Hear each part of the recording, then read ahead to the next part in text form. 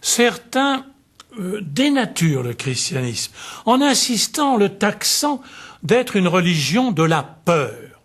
Faudrait-il avoir peur si Dieu étant Dieu, il a tout décidé d'avance?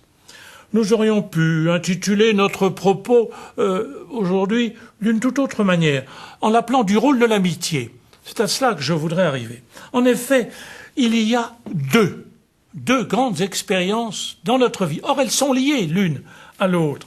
Il ne faut jamais, ces deux expériences, il ne faut jamais aller à la liberté sans l'amour et aller à l'amour sans la liberté. La liberté, bon, c'est bien une des premières expériences fondamentales d'un être humain, mais même d'un petit garçon, on peut s'orienter aussi petitement, cela fut-il, on peut aller à droite, aller à gauche, on peut choisir ce qu'on a envie, même si on vous a appris très tôt que ça pouvait être dangereux ou à ne pas faire. Nous avons quand même, aussi réduite que soit notre marge, la possibilité d'orienter et de faire un choix. Nous l'avons tous à un moment quelconque de notre vie. Nous avons plus ou moins le pouvoir de nous diriger. C'est la liberté. Et puis, il y a l'amour.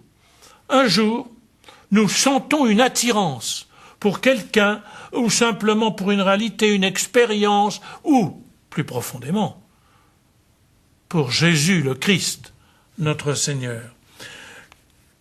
Quelqu'un est entré dans notre vie. Et toutes les coordonnées de l'existence humaine, de notre existence, se trouvent modifiées. On va agir beaucoup plus facilement pour lui, pour son désir, selon le bon plaisir, disait Thérèse de Lisieux d'une manière admirable pour définir l'amour. On agit désormais beaucoup plus facilement au nom du bon plaisir de l'autre. C'est l'autre qui va décider, c'est l'autre, et on est heureux qu'il soit source de notre propre bonheur.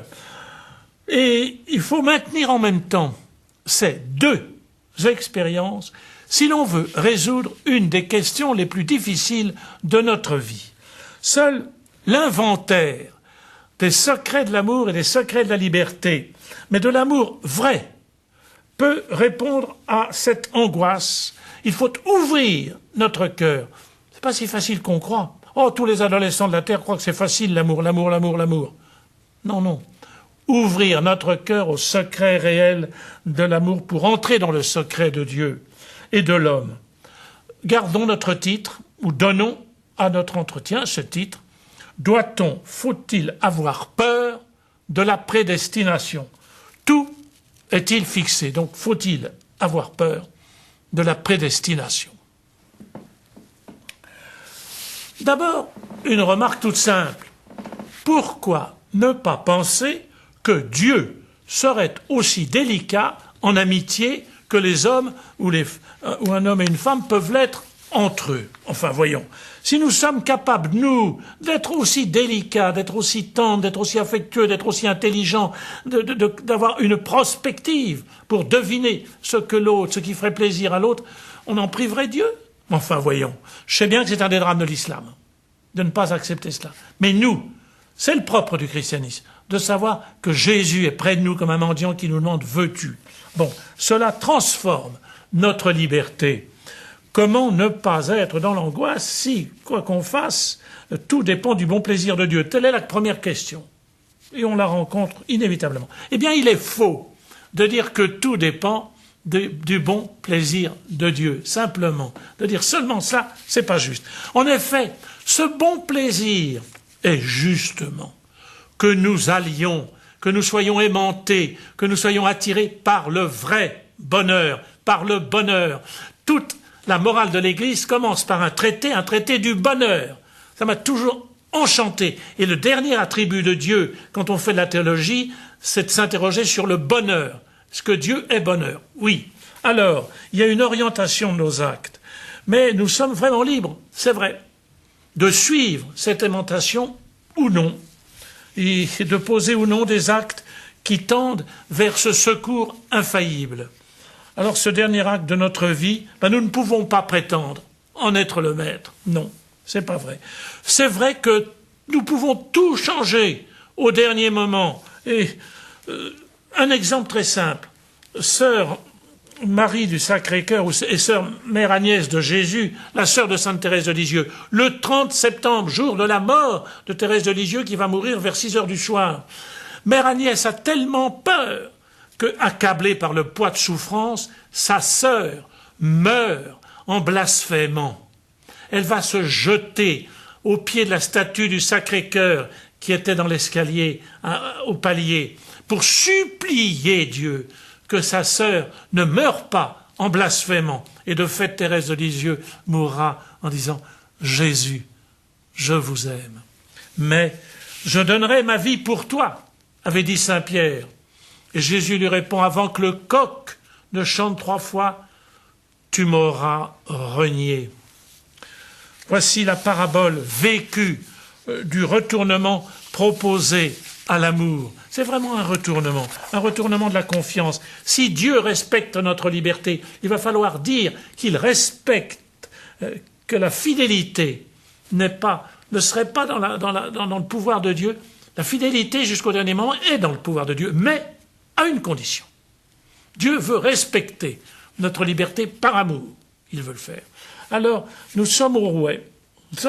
La fidélité est alors au pouvoir de personne. L'objection se retourne.